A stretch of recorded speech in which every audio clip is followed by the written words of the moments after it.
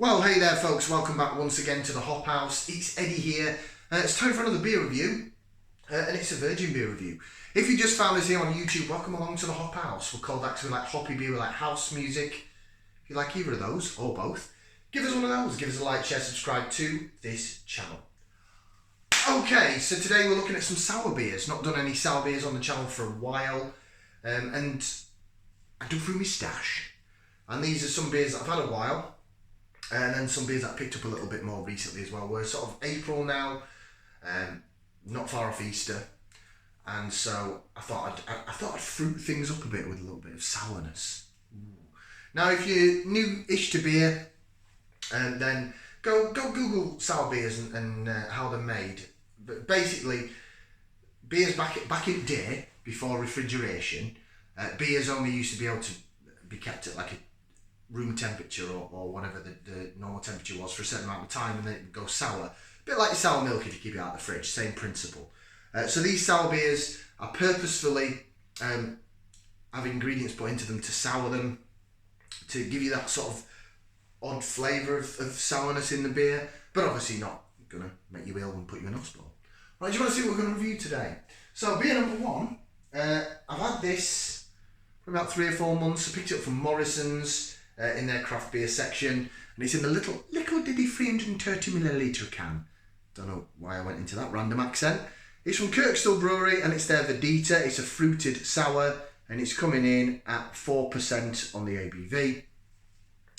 Nice sort of hops on the can design. Kirkstall Brewery, that is their standard design with the big K in the middle. I have had a few beers from Kirkstall Brewery now that I picked up from Morrisons.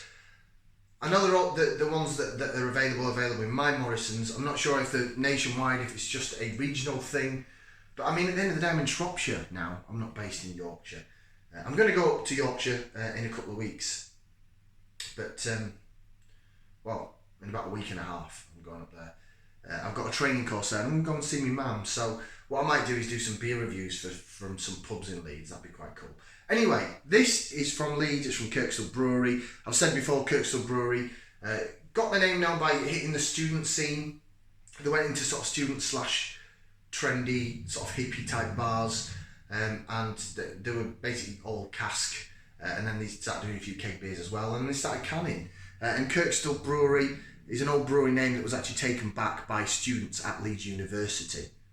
It's either Leeds University or Leeds Met. They've got 2 universities in Leeds. But they now sort of brew Kirkstall beer. Cool. Right, let's get this out in the glass.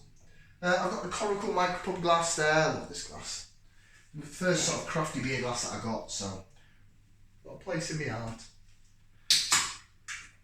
And I'm guessing Kirkstall Brewery got a place in my heart as well, because they're from Yorkshire. You take the lad out of Yorkshire, but you can't take the Yorkshire out of the lad. Right, in the glass. Usually, sour beers don't tend to have much of a head, or if it does have a head, it disappears quite quickly. There's no some sour beers I've seen on reviews in the last few months have had some really bizarre colours. This doesn't. It looks very light, pale, almost like a blonde ale actually. There is a bit of haze to it, a bit chilled haze as well. It's been I don't have beers in my shed anymore. I've got a big box thing that I put all my beers in, but it keeps them cold. It keeps, you know, even when the sun's on the box, they're not getting overly warm. So I'm quite happy about that. So I don't have to refrigerate much at the moment because it's still quite cold on night time. But the other beers I'm going to do are in the fridge just to keep them at a cold temperature. Look at that! Look at that lacing! Look at that! The head is chasing. Sorry, the bubbles are chasing the top of the head of the glass perfectly. It looks rather stunning actually. Really quite like the look of that. And the head's staying there. I thought the head had disappeared quite quickly, but it's not. Right, should we go for some Aroma? It's Aroma time. I'm going to put that in there. Give it a whiff, see what we can sniff.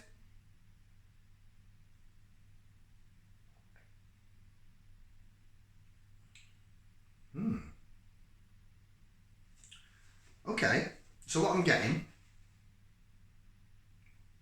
that soda pop gun smell that I always get with sour beers. But I'm getting like a lemon and lime and maybe a bit of gooseberry. Quite a bit of gooseberry sort of. Yeah, gooseberry smelling, definitely. I do quite like smell and taste of gooseberry in beer. It's more kiwi hops. But I'm getting that soda pop gun. So, if you haven't seen me do a review of a sour beer before, it's been a while since I've done them, to be fair. I always equate it the smell of smelling like, my own experience of having that smell before. So when I was a kid, a local pub, or it was a social club, working men's club that we used to go to, and they used to have family days there, and I always got taken there, and I'd have a Coke, obviously because I was a kid. But it wasn't like a branded Coca-Cola, it was just like a cheap roller cola jobby. But then when the syrup went in the soda gun, it was like, ugh, and it just tasted like rank sort of sour soda watery thing. That's the smell I always pick up from sour beer. So maybe that's what they're putting into it to sour it, I don't know. It smells like a soda pop gun with the syrup gone. And then lemon, lime and gooseberry. Right. I want to try this. It smells interesting. Right, bottoms up down the hatch. Cheers.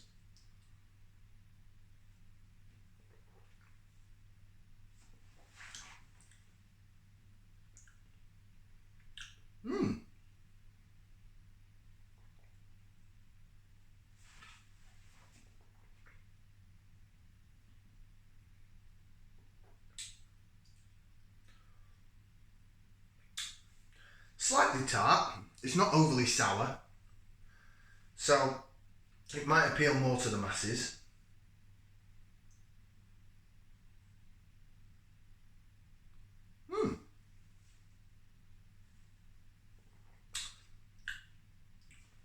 A little tinge on the back end, but nothing majorly to write home about to really make you go, whoa. It's quite pleasant, that. It's got a little push of carbonation when it goes into your mouth. Ooh. And it's sort of fizzy, thin, bordering on medium body.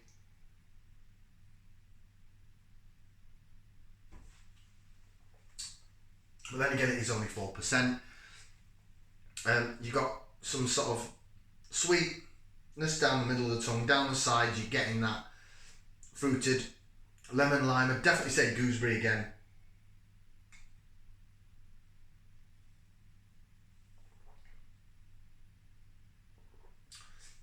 And as soon as you swallow it, you get a little bit of raw. There's your sour. There's your ooh.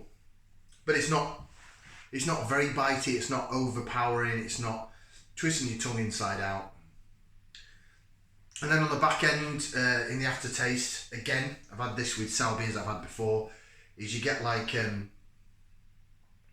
almost a taste of like just water, just fresh water. It sort of re-energizes your mouth.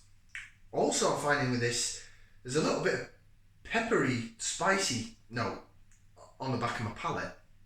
Almost like I've got a little bit of crushed peppercorn or something there with that tart lime gooseberry. So the little bit of water goes to the back of your mouth like you're just having a little bit of rehydration, which I find with a lot of sour beers. Same with the soda pop gun smell. I don't know why, it's just what I pick up. But the little tiny tinge of sourness and then this peppery bit at the back, which I wasn't expecting.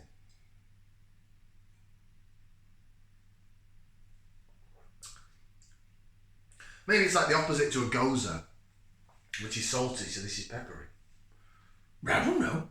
Right, let's read what it says on the can. Verdita. So it says lime, pineapple, chili, coriander, and mint sour. So that will explain where the pepperiness is coming in. It's the coriander. Not getting mint. Definitely getting lime. I wouldn't say pineapple though. I picked up lemon, lime and gooseberry. That's what I picked up. But I suppose everyone picks up different things, don't they? It contains barley and wheat. That's just in the allergens. Kirkstall Brewery leads LS31HJ. Doesn't really tell us anything else on it. Just a fruited sour. Verdita. This is available, as I say, Morrisons. I think when I picked it up, Still there the last time I went to Morrisons, when I picked up, I'm in for a while, picked up Scott and Wonder's £10 challenge about a month and a half ago. And when I went, before that, it was sort of November time when I picked that up, and it was in the four for £6. I think it's now in the 4 for the price of 3, which is across Morrisons' whole range of bottled real ales, canned craft beer, the little 330s and the 440s. Individually, if you are just randomly going to buy one can of beer, and it's I think it's either £1.80 or £2. It's not over £2. So £1.80 to £2. It might differ between what region of the UK you're in.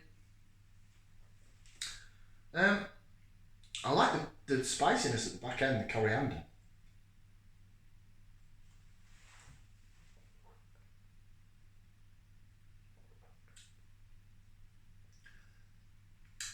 I wouldn't say I'm getting mint and pineapple, lemon, lime and gooseberry for me. And then a pepperiness at the back, which is obviously the coriander.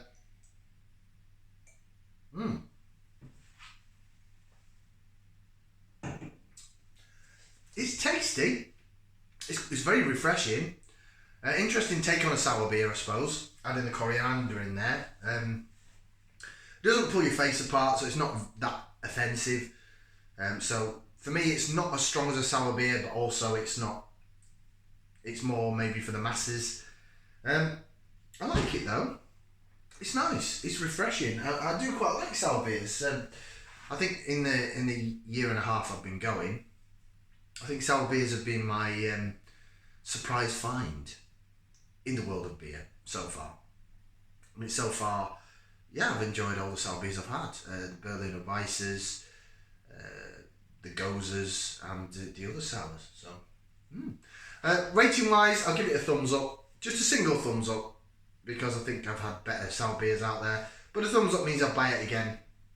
If I was in Morrisons and wanted to do a sour beer session, why not? It's in the 4 for the price of 3. I'd be happy if that was the free one. That's not a bad thing. Excuse me. I do find that sour beers make me burp. Maybe it's the soda water in it. Gets rid of any indigestion anyway if you've got any, or acid reflux. Right, thumbs up from me. Like, share, subscribe. We'll see you again for the next beer here on the Hop House. Ciao for now, people. Lovely. Not bad at all. Nice.